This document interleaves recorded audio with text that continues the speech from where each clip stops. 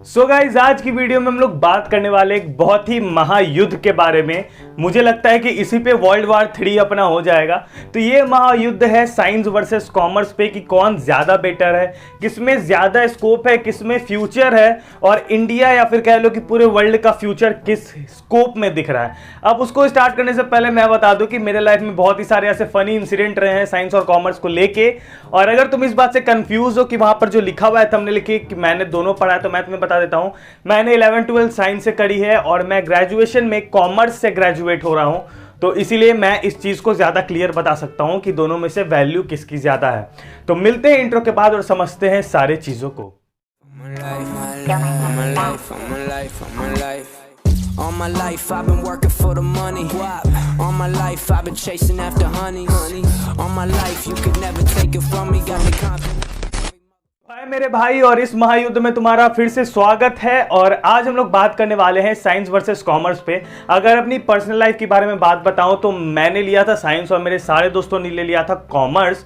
और मेरे सारे दोस्त मुझे मॉक किया करते थे ये बोल के कि भाई साइंस बहुत आसान है, अरे साइंस में कुछ है alpha plus beta plus gamma square equals to C square, science में कुछ होता थोड़ी है, इजिकल्स टू एमसी स्क्वायर पढ़ लो हो गया सब कुछ। तो उन लोगों को कुछ ऐसा लगता था, पर एक्चुअल में बात ये नहीं है। और मुझे भी कॉमर्स में लगता था कि भाई बस जोड़ी घटाओ तो करना रहता है, पर एक्चुअल में बात ये नहीं है। तो दोनों जो फील्ड है वो दोनों फील्ड, या फिर आपके भी दोस्त जिन्होंने कॉमर्स या फिर साइंस ले रखा होगा, तो आप दोनों एक दूसरे को मॉकिंग करते हो कि अरे तेरा खराब है तेरा खराब है। तो खराब पहले कोई नहीं है, ठीक है, खराब कोई नहीं है। ये जो पूरी कंट्री चल रही है ये दोनों फील्ड की वजह से चल रही है। अगर कॉमर्स और साइंस दोनों फील्ड साथ में नहीं होते तब ये कंट्री नहीं चल रही होती। और साथ में इस कंट्री का अगर कल्चर मेंटेन्ड है तो उसका रीजन है आर्ट्स फील्ड, ठीक है। तो इसीलिए आर्ट्स वालों थोड़ा सा बैकवर्ड मत फील करना, ठीक है, आर्ट्स की भी बहुत इंपॉर्टेंस होती है। तो यहां देखो साइंस वर्सेस कॉमर्स की बात करें तो भाई एक तो भाई हर किसी के घर में चलता होगा कि बेटा साइंस ले ले स्कोप बहुत है ना, साइंस ले ले स्कोप बहुत है, ठीक है। हाँ मानता हूं स्कोप बहुत है, पर ऐसा कुछ भी नहीं है कि कॉमर्स में स्कोप नहीं है जितना कि साइंस में है। ऐसा कुछ भी नहीं है भाई, ये सब मिथ है, ये सब तुम्हें बस समझाने के लिए बोला जा रहा था कि तुम साइंस लो। तो साइंस ले लो, स्कोप बहुत है बेटा। और कॉमर्स में क्या है कि कॉमर्स में बोलते हैं सबके माता पिता कि हाँ बेटा मुंशी बन के रह जाओगे, यानी कि अकाउंटेंट बन के रह जाओगे जिंदगी भर, ठीक है। तो यही चीज होता है। अब मैं तुम्हें बताता हूं कि दोनों फील्ड की रियलिटी कहां है। अब ये दुनिया जो है वो 2001 या फिर 1986 में नहीं चल रही है कि इन दोनों फील्ड का जो साइंस जो है वो बहुत ज्यादा इंपॉर्टेंट हो गया और कॉमर्स जो है बहुत लो हो गया। मेरे पापा के टाइम की बात बता रहा हूं, उस समय साइंस एक ऐसे बच्चे करते थे जो बहुत एक्स्ट्रा ऑर्डिनरी होते थे, और कॉमर्स वो बच्चे करते थे जो कि मैक्सिमम लोग कॉमर्स करते थे और साइंस बस वही करते थे जो कि बहुत ज़्यादा एक्स्ट्रा ऑर्डिनरी होते थे और उन्हें फ्यूचर में जॉब्स अच्छी मिलती थी। पर आज के डेट में हर चीज़ अलग हो चुकी है। अगर बात करें कोर्स स्ट्रक्चर के बेसिस पे दोनों की, तो कोर्स स्ट्रक्चर में भाई अपना साइंस जो है वो ज़्यादा डिफिकल्ट है रेदर देन कॉमर्स, क्योंकि कॉमर्स का कोर्स स्ट्रक्चर बहुत कम है। कॉमर्स में बहुत कम चीज़ें पढ़नी है और एक ही चीज़ दूसरे चीज़ से रिलेटेबल होती है।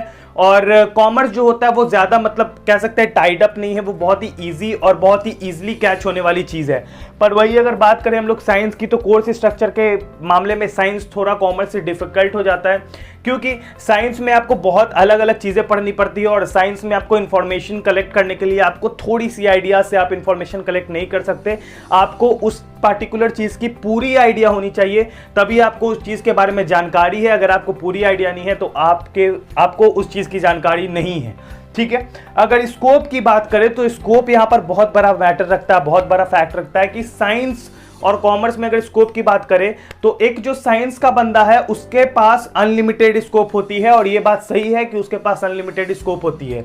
वो अगर चाहे 11-12 साइंस से करे आगे जाके, वो चाहे कॉमर्स ले ले चाहे आर्ट्स ले ले, वो कुछ भी ले सकता है एक साइंस का बच्चा, क्योंकि उसके पास ये चीज़ अवेलेबल होता है। मेरे पास भी यही था, मैं चाहता तो मैं कॉमर्स आराम से मैंने ले लिया, मुझे कोई दिक्कत भी नहीं पड़ी।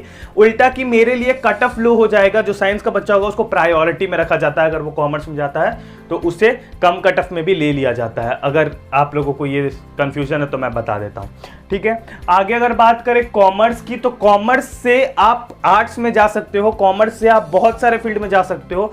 कॉमर्स में स्कोप की बात करें तो बहुत ज्यादा स्कोप है। अगर आपको ये लगता है कि कॉमर्स करके एक बंदा सीए, सीएस और सीएमए यही सब बनता है तो आप बहुत गलत हो। कॉमर्स करके बंदा कुछ भी बन सकता है। अगर बहुत लोगों का कमेंट रहता है कि कॉमर्स लेके भैया आर्म्ड फोर्स में कैसे जाए, यानी कि मिलिट्री या फिर नेवी, ये सब चीज़ में कैसे जाए।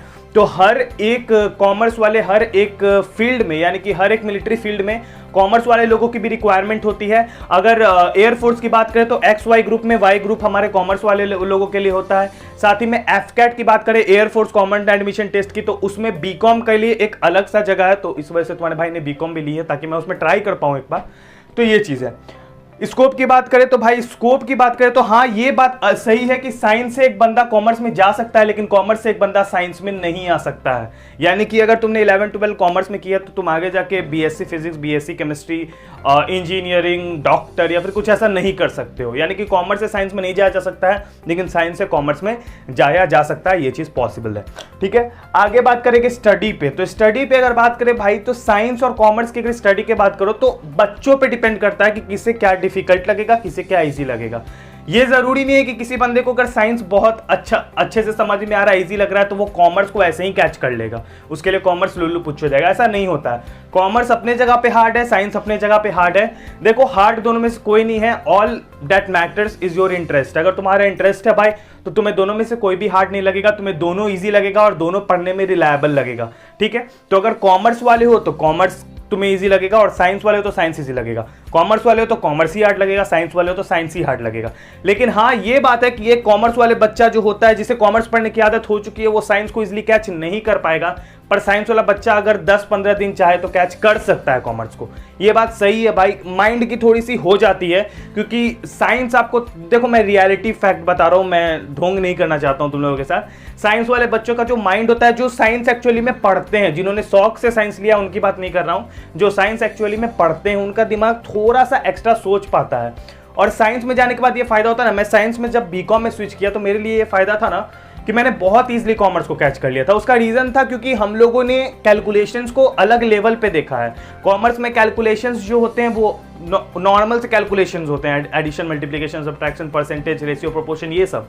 पर हम लोगों ने एक अलग लेवल देखा है कैलकुलेशन का, इसीलिए थोड़ा सा हम लोग के लिए ईजी पड़ता है। तो स्टडी आपको अगर बात की जाए तो कॉमर्स वाले के लिए कॉमर्स ही बहुत ज़्यादा रहेगी, और साइंस वालों के लिए साइंस ही बहुत ज़्यादा रहेगी। लेकिन अगर सब्जेक्ट की बात की जाए तो कॉमर्स में अगर डिफिकल्टी की बात की जाए तो अकाउंट्स और इकोनॉमिक्स दो ही सब्जेक्ट है जो कि टफ लग सकते हैं। जिसमें कि एक अकाउंट्स है जो कि सबको टफ लगता है, इकोनॉमिक्स तो बहुत लोगों को टफ नहीं भी लगता है।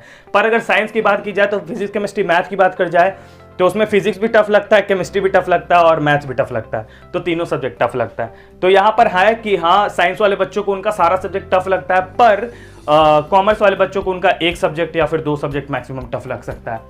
डिफिकल्टी की बात कर रहे थे अभी हम लोग। ठीक है, डिफिकल्टी की अगर और ज्यादा एक्सपैंड करके बात करें तो भाई, साइंस वाले बच्चों के लिए डिफिकल्टी लेवल उनके अकॉर्डिंग ज्यादा ही होती है, और कॉमर्स वालों के लिए भी उनके अकॉर्डिंग ज्यादा ही होती है। फ्यूचर की बात करें, आज से 10 साल 15 साल आगे की अगर बात करें तो 10 साल 15 साल भी नहीं, चलो 20 साल आगे की बात करते हैं। तो आज से 20 साल का जो आगे का जो जनरेशन है वो ढूंढ रहा है मॉडर्नाइजेशन को। मॉडर्नाइजेशन बोले तो कि नई नई चीजें इन्वेंट करनी है, नई तरह से सेक्टर को चलाना है। तो आगे चल के अगर 20 साल बाद की बात की जाए तो साइंस और कॉमर्स की वैल्यू बिल्कुल सेम हो जाएगी। आज भी वही है, आगे भी जाके बिल्कुल सेम हो जाएगी। क्योंकि ये जरूरी नहीं है कि इंडस्ट्रियल सेक्टर अगर ऐसे बढ़ रहा है, कि इंडस्ट्रियल सेक्टर अगर आपका ऐसे बढ़ रहा है तो आपका जो मनी सेक्टर है या फिर कह लो कि इकोनॉमिक सेक्टर है वो रुक जाएगा, वो भी साथ ही में बढ़ेगा। जब भी साइंस यानी कि टेक्नोलॉजी से रिलेटेड कोई भी चीज बढ़ती है तो वाइसे वर्सा मैनेजमेंट और इकोनॉमिक ये सब भी साथ ही में बढ़ता है। तो दोनों चीज साथ ही में ग्रो करेगा। यानी कि अगर 20 साल बाद की बात की जाए तो कॉमर्स फील्ड के लिए भी लोग उतने ही ज्यादा इंटरेस्टेड होंगे और साइंस फील्ड के लिए भी उतने ही ज्यादा इंटरेस्टेड होंगे। भले ही साइंस के लिए थोड़े कम हो जाएंगे, कॉमर्स के लिए ज्यादा हो जाएंगे, क्योंकि लोग अब मनी माइंडेड हो रहे हैं। पहले की तरह नहीं है कि लोगों को एक नॉर्मल सी सैलरी चाहिए, अब सभी लोगों को बहुत ज्यादा सैलरी चाहिए, तो भाई मनी माइंडेड हो रहे हैं। अब फ्यूचर के बाद आ जाते हैं सैलरी पे।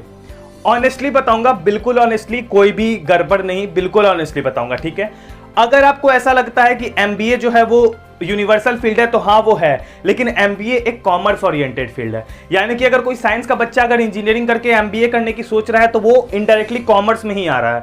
ठीक है, तो उसे मैं कॉमर्स में ही लूंगा। तो अगर हम लोग बात करें सैलरी की तो इन फ्यूचर अगर दो लोगों को ले लेते हैं। ठीक है, एक बंदा है जो एमटेक किए हुए है और एक बंदा है जो कि एमबीए किए हुए अच्छी जगह से, और एक बंदा है जो एमटेक किए हुए अच्छी जगह से। अगर सैलरी की बात करें तो इस एमबीए वाले बंदे की सैलरी ज्यादा होगी इस एमटेक वाले से। उसका रीजन बता देता हूं। When you have the knowledge of corporate sector, when you have the knowledge of economics, when you have the knowledge of पैसे की अगर तुम्हें समझ है भाई, तो तुम्हारी सैलरी ज्यादा है।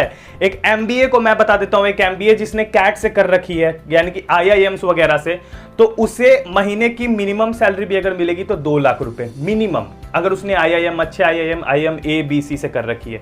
पर एक बंदा जिसने इंजीनियरिंग कर रखी है या फिर साइंस में कुछ अच्छे फील्ड में अच्छा कमाई कर रखा है, तो उसे 1.5 लाख से मैक्सिमम तक 1.5 लाख मिल सकती है, और उससे ज्यादा भी अगर बहुत ज्यादा की पैकेज भी मिलती है तो भाई 2 लाख तक मिल सकती है। पर MBA में वही अगर मैक्सिमम पैकेज की बात करेंगे तो 40 लाख की पैकेज लगती है, जिसमें कि आप लोग समझ लो अप्रॉक्स 4 लाख पर महीने, यानी कि उसमें और भी कुछ ऐड ऑन होता है, तो 4 लाख पर महीने। पर वही अगर इंजीनियरिंग या फिर ऐसी किसी साइंस फील्ड की बात करेंगे जिसमें कि मैक्सिमम सैलरी की बात करेंगे तो 3 लाख 3.5 लाख जाके सिमटता है। तो यही चीज मैं तुम्हें समझा रहा हूं कि कॉमर्स फील्ड में, अगर कॉमर्स फील्ड में जाओगे तो पैसा ज्यादा। अब तुम बोलोगे कि भैया साइंस वाले भी तो MBA करते हैं, तो साइंस वाले अगर MBA कर रहे हैं तो वो इनडायरेक्टली कॉमर्स फील्ड की ओर ही आ रहे हैं, कॉमर्स फील्ड की ओर आ रहे हैं। कॉमर्स बोले तो क्या होता है, कॉमर्स बोले तो पैसे वाले फील्ड की ओर आ रहे हैं, मैनेजमेंट वाली फील्ड की ओर आ रहे हैं, तो बेसिकली वो भी इधर ही आ रहे हैं। तो इसका मतलब क्या समझ लिया तुम लोगों ने सीधा, कि कॉमर्स वाले बंदे ज्यादा पैसा कमाएंगे, जो बात है वो कमाएंगे। डिमांड इन फ्यूचर पे हमने बात करी कि दोनों स्ट्रीम्स का डिमांड जो है वो सेम ही होने वाला है, लेकिन मुझे लगता है कि कॉर्पोरेट सेक्टर थोड़ा सा आगे जाएगा। ये मेरी कैलकुलेशंस है, पर मुझे लगता है कि कॉमर्स फील्ड थोड़ा सा आगे जाएगा। हु इज द विनर, अगर फाइनली बोला जाए विनर कौन है, तो भाई अगर अभी के टाइम की बात की जाए और स्कोप्स की बात की जाए कि ऑप्शंस किसके पास ज्यादा है, तो ऑफकोर्स ही बात है साइंस, उसमें साइंस विनर है। पर अगर बात की जाए पैसे की तो उसमें कॉमर्स विनर है। साइंस इसलिए विनर है भाई क्योंकि बहुत सारे ऐसे जॉब है जिसमें सिर्फ और सिर्फ साइंस ओरिएंटेड जॉब है, जिसमें कॉमर्स वाले बंदे नहीं भर सकते हैं, तो वहां पर साइंस जो है वो ट्रूली जीत जाती है, ऑफ कोर्स वो पूरी तरह से जीत जाती है। पर बहुत सारे ऐसे फील्ड है जहां पर कॉमर्स वाले बंदे जो है वो टोटली घुस सकते हैं, इजिली समझ सकते हैं, तो वहां पर कॉमर्स वाले बंदे जीतते हैं। लेकिन ये बात वहां भी ये चीज एक फैक्ट हो जाती है कि जो फील्ड कॉमर्स ओरिएंटेड है उसमें साइंस वाले भी अलाउड रहते हैं कि वो साइंस वाले भी उसका एग्जाम दे सकते हैं। तो ये चीज गलत है अपने सिस्टम का। अगर कोई चीज कॉमर्स ओरिएंटेड है उससे कॉमर्स ओरिएंटेड है, कोई साइंस है तो साइंस ओरिएंटेड। अब बंदा साइंस पढ़ा भाई तो उसे उसी फील्ड में लेके जाओ, साइंस ही फील्ड में लेके जाओ, उसे नहीं आने दो कॉमर्स में। ऐसे ही ना कॉमर्स फील्ड भी साथ में बढ़ेगा। अब भाई साइंस वाले बंदे भी आके कॉमर्स वाले फील्ड में आके कॉमर्स वाले के सीट अगर खा रहे हैं तो ये चीज गलत है। तो मुझे ये लगता है, ये मेरा मानना है। बाकी अगर बात करें हु इज द विनर, तो साइंस विनर है स्कोप के मामले में और ज्यादा ऑप्शंस के मामले में, और कॉमर्स विनर है पैसे के मामले में। तो एट दी एंड भाई सबको पैसा कमाना है तो पैसा वाला ही जीत गया। तो अगर ये वीडियो पसंद आई और समझ आया हो तुम्हें सारा चीज की क्या सीन है तो बहुत अच्छी बात है। और अपना जब भी स्ट्रीम सिलेक्शन करना तो बहुत सोच समझ के करना। हो सकता है अभी तक तुम कर चुके होगे, अभी तो एडमिशन्स चालू नहीं हुए हैं, लेकिन हो सकता है अगर तुम कर चुके होगे, अगर अभी भी चाहो तो तुम सोच सकते हो, दोनों पढ़ के देख सकते हो और जिसमें इंटरेस्ट है उसके साथ आगे बढ़ो। तो ये वीडियो थी आप सभी लोगों के लिए। अगर वीडियो पसंद आई हो तो लाइक कर देना, शेयर कर देना और सब्सक्राइब कर देना चैनल को। टिल देन अपना ख्याल रखना। Bye bye, take care and piece.